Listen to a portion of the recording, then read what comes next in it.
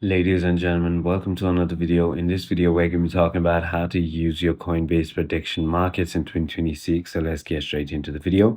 The first thing you want to do is open your Coinbase application and then find the prediction markets tab and simply go ahead and select the easy prediction market trading section within the Coinbase application. If you haven't already signed up for it, you want to simply confirm your prediction profile settings and complete required specialized account steps.